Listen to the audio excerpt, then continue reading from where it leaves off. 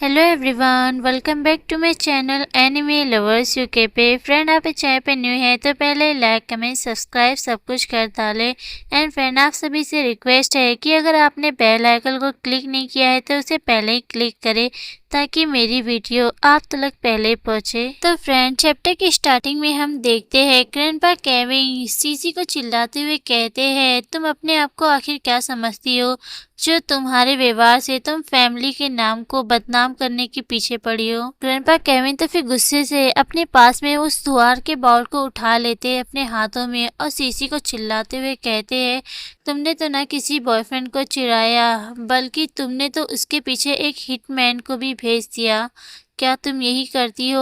और grandpa Kevin उसे सीधा सीसी के ऊपर हिट कर देते हैं और बाउल सीसी को काफी जोर से लगता है जिसकी वजह से सीसी भी चिल्लाने लगती है। तभी ग्रैंडपा केविन कहते हैं, आखिर तुम मेरे पीठ पीछे और क्या क्या करती हो। फिर उसी हमें बाउल को दिखाया जाता है जो असल में फ्रेगनेंस का बाउल होता है और उसे फेलिक्स भी हैरानी से देखते हुए अपने मन ही मन कहता है, क्या ये टूट गया? अरे नहीं, वो तो चीनी मिट्टी का अगरबत्ती का बर्तन, वो तो लाखों डॉलर का था। मैंने तो इसे पिछले साल ग्रैंडपा केविन के बर्थडे के लिए खरीदा था और अब ये देखो टुकड़े टुकड़े हो गए हैं इसके। तो फेलिक्स तो फिर ग्रैंडपा केविन के बारे में सोचते हुए अपने मन ही मन कहता है, मुझे नहीं लगता है कि ग्रैंडपा केविन को डॉक्टर की या किसी दवा की जरूरत है। ओह, मुझे तो लगता है कि पहले प्रायोरिटी ये होनी चाहिए कि इस जगह को साफ होना चाहिए और इसमें से जो भी काफी ज्यादा एक्सपेंसिव सामान है वो लिविंग रूम से दूर होना चाहिए। फिर सीन शिफ्ट होता है लीवी पे। लीवी अपने गार्ड से कहता है, उस हिटमैन को यहाँ से ले जाओ। तभी दोनों गार्ड हिटमैन को वहाँ से पकड़ के बाहर ले जाने लगते हैं। तभी हिटमैन चिल्लाते हुए कहता है, कुछ तो बोलिए मिस पाओ,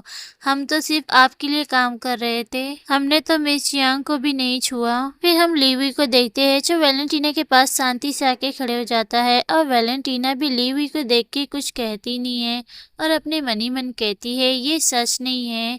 इतना ही नहीं, उन्होंने लीवी के बॉडीगार्ड द्वारा पीटा भी गया, इसलिए वो सच में अनलकी है। फिर हम गेट को देखते हैं जहां लीवी के गार्ड उस हिटमैन को अपने साथ ले जाते हैं। तभी लीवी अपने ग्रैंडपा के पास आते हुए कहता है, ये चाय पीजिए और आराम कीजिए ग्रैंडपा, और वैसे भी कुछ आउटसाइडर लोगों के लिए आपको इतना चिंता करने की जरूरत नहीं है, तो प्लीज आप शांत हो जाइए ग्रैंडपा। ग्रैंडपा केविन भी लीवी के हाथ से उस टी बॉल को ले लेते हैं और वो कहते हैं, हाँ लीवी, तुमने बिल्कुल ठीक कहा, वो सिर्फ एक आउटसाइडर है और मुझे समझ नहीं आता है कि हमें इतने पुअर कैरेक्टर के लोगों को अपने फैमिली में क्यों रखना चाहिए। ग्रैंडपा केविन की ये सारी बात सुन के तो एमिली के पैरों से जमीन ही खसक जाती है और वो काफी ज्यादा घबराते हुए कहती है, केविन।